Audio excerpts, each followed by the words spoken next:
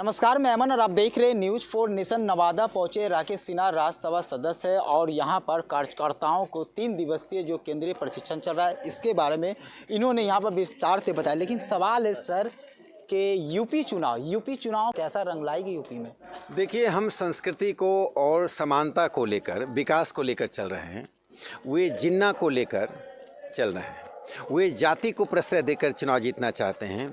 हम विकास को सामने रखकर चुनाव जीतना चाहते हैं। पूरे उत्तर प्रदेश में जो सड़कों की संरचना बनी है वो आज़ादी के बाद से आज तक इसकी किसी ने कल्पना नहीं की थी। वाराणसी में जो संस्कृति का वो परचम फहराया है उसकी कल्पना तो हमने सदियों से नहीं की थी। तो मुझे लगता है कि उत्तर प्रदेश में भारतीय जनता पार्टी पहले से अधिक सीटों के साथ चुनाव जीत रही है। मुख्यमंत्री योगी जी जिस तरह से काम कर रहे हैं, अब मोदी जी की जो एक नैतिक ताकत के आधार पर हम चुनाव लड़ रहे हैं, तो भारतीय जनता पार्टी के सामने कोई विपक्ष है ही नहीं। सवाल है सर, बिहार में एनडीए के साथ है, लेकिन वहां पर एनडीए के मुकेश सहनी कहीं ना कहीं बीजेपी के खिलाफ में चुनाव के मैदान में उतरे। कैसा रहेगा ये? देखिए, इन प्रश्नों का समाधान हमारी पार्टी की केंद्रीय नेतृत्व अपने स्तर पर करता है। हम सामान्य कार्यकर्ता पार्टी की अनुशासन, मर्यादा और निर्देश के आधार पर काम करते हैं। एनडीए के संबंध में जो कुछ भी निर्णय होगा, जो कोई भी समाधान निकलेगा, समस्याएं सामने आएंगी, उसको देखने के लिए हमारा केंद्रीय नेतृत्व सक्षम है। ओवैसी के लिए क्या कुछ कहेगा? वो भी दमखम लगाए हुए पूरे। देखिए, ओवैसी जिन्ना के अवतार बनना चाहते हैं।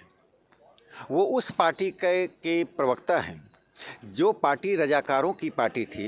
रजाकार एक निजाम की निजी सेना थी जिसने हिंदू महिलाओं पर बर्बरतापूर्ण आक्रमण किया था। उनके साथ बलात्कार, उनके सम्मान पर हमला, हिंदुओं की नृशंस हत्या की थी, हिंदू के घरों की लूट की थी। उसी रजाकारों ने अपनी पार्टी को ओवैसी के दादाजी को सौंपा था।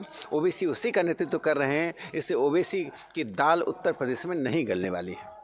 अखिलेश यादव के लिए क्या कहिएगा? अखिलेश यादव आज उस स्थिति में हैं जिसमें वे कभी ओवैसी और कभी राहुल गांधी के कार्बन कॉपी बन रहे हैं।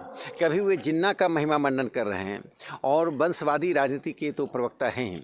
देखिए, उत्तर प्रदेश की पूरी लड़ाई सांप्रदायिक और वंशवादियों में और दूसरी तरफ विकास और लोकतंत्रवादियों में के बीच है। क्या कुछ प्रशिक्षण में लोगों को जानकारी दी है? किस तरह से यहाँ पर कैसा लगा नवादा आने के बाद? देखिए, नवादा तो एक ऐसी धरती है जो स्वतंत्रता के पूर्व से एक बड़ी भूमिका अदा करती रही है और भारतीय जनता पार्टी की विरासत यहाँ बहुत मजबूत है।